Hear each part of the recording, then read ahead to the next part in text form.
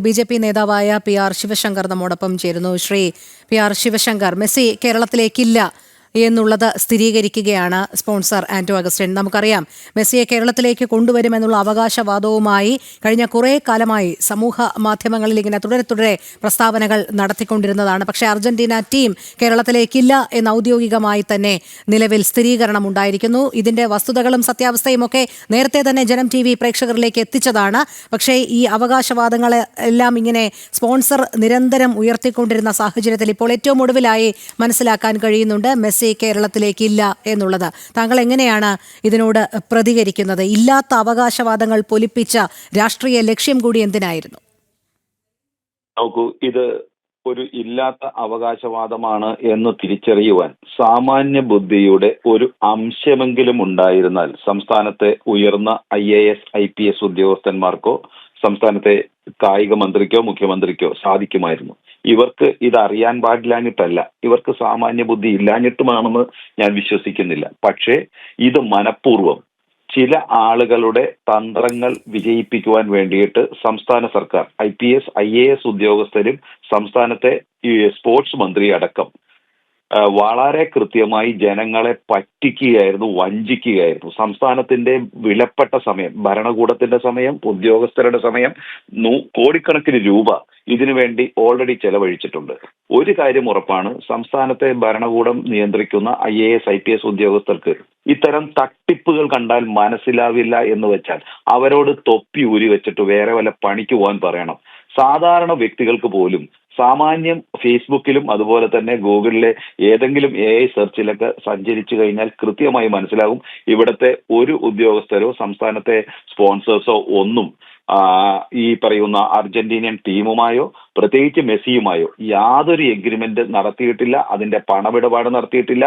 അവരുമായി എഗ്രിമെന്റ് ഒപ്പിട്ടുള്ള കേന്ദ്ര ഏജൻസികൾ, ഈ രാജ്യത്തിലെ പ്രധാനപ്പെട്ട 2 സ്പോർട്സ് കോർഡിനേറ്റേഴ്സ്, അവർ വ്യക്തമായി പറഞ്ഞിട്ടുണ്ട് ഈ വർഷത്തെ മെസ്സിയുടെ യാത്രയിൽ, അത് സെപ്റ്റംബർ 17 മെസ്സി തന്നെ, സാക്ഷാൽ ലയണൽ മെസ്സി തന്നെ കൃത്യമായി പറഞ്ഞിട്ടുണ്ടായിരുന്നു, ഈ യാത്രയിൽ ഞാൻ ഇന്ത്യയിൽ വരുമ്പോൾ വരുന്ന സംസ്ഥാനങ്ങളുടെ പേര് പറഞ്ഞപ്പോൾ കേരളം ഒഴിവാക്കി പറഞ്ഞിരുന്നു.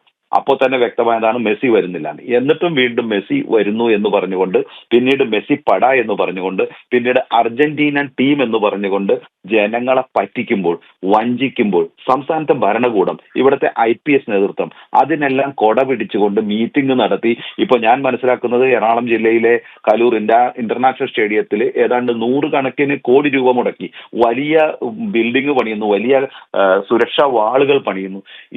100 കോടിക്കണക്കിന് രൂപയാണ് ഇതിനു വേണ്ടി ചെലവാക്കുന്നത്. ഇത് സംസ്ഥാന സർക്കാർ മനഃപൂർവ്വം മെസ്സിയുടെ പേര് വെച്ചുകൊണ്ട് ഭരണകൂടം തട്ടിപ്പ് നടത്താൻ, അഴിമതി നടത്താൻ മറ്റൊരു മുഖം തുറന്നതാണ് എന്നാണ് ഞാൻ മനസ്സിലാക്കുന്നത്. ഞാൻ ഒരിക്കൽ കൂടി പറയുന്നു, മെസ്സിയുടെ കാര്യം വിടൂ, മെസ്സി പോയിട്ട് അർജന്റീനിയൻ ടീമിലെ മലയാളികൾ കേട്ടാൽ അറിയുന്ന ഒരു കളിക്കാരും ആയിട്ടും ഇവർ എഗ്രിമെന്റ് ഉണ്ടാക്കിയിട്ടില്ല. അവിടുത്തെ ഏതോ 4ാമത്തെയോ BO CO DO ടീമാണ് വരുന്നത്. ഡിബു എന്ന Emiliano Martinez, best goalkeeper, golden glove കിട്ടിയ ആ ഗോൾ കീപ്പറായിട്ട് യാതൊരു എഗ്രിമെന്റും ഇതുവരെയില്ല.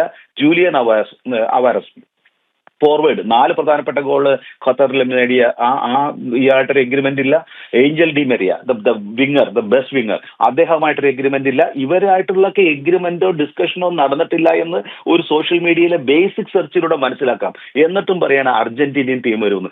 ഇവരില്ലാത്ത, മെസ്സി ഇല്ലാത്ത, ഡിബു ഇല്ലാത്ത, ആവാരസ് ഇല്ലാത്ത, ഏഞ്ചൽ ഡി മരിയ ഇല്ലാത്ത ടീമിനെ എന്തിനാണ് ഈ കേരളത്തിൽ കൊണ്ടുവന്ന് കളിപ്പിക്കുന്നത്? അതിലും ഭേദം ഇവിടെ അർജന്റീനയുടെ ഒരു ജേഴ്സി ഇട്ട കേരളത്തിലെ കളിക്കാർ അതിലും നന്നായിട്ട് കളിക്കില്ലേ? അപ്പോ ഇത്തരത്തിൽ ജനങ്ങളെ പറ്റിച്ചുകൊണ്ട് അർജന്റീനിയൻ ടീം വരുന്നു പറഞ്ഞുകൊണ്ട് അവിടുത്തെ ഏതോ 4ാം കിട ടീമിനെ വെച്ചുകൊണ്ട് 50 ലക്ഷം രൂപ വരെ പാസ് എന്നൊക്കെ പറഞ്ഞ് തെറ്റിദ്ധരിപ്പിച്ചുകൊണ്ട് ഇവിടുത്തെ IPSകാരെയും IASകാരെയും പറ്റിച്ച സംസ്ഥാന ഭരണകൂടമാണ് ഇതിന് ഉത്തരവാദി, സ്പോൺസർ അല്ല. അതിന് ഭരണകൂടം ഉത്തരവാദിത്വം പറഞ്ഞു പറ്റും. അതെ, വളരെ നന്ദി പി.ആർ. ശിവശങ്കർ പ്രതികരിച്ചതിന്. ശ്യാമിലേക്ക് പോകുന്നു. ശ്യാം, മെസ്സിയുടെ പേരിൽ ഒരു തട്ടിപ്പ് നടത്താൻ തന്നെ ആയിരുന്നു പദ്ധതി എന്നാണോ മനസ്സിലാക്കേണ്ടത്? ഒരു വലിയ അഴിമതിയുടെ ആസൂത്രണം കൂടിയാണോ പൊളിഞ്ഞു വീഴുന്നത്?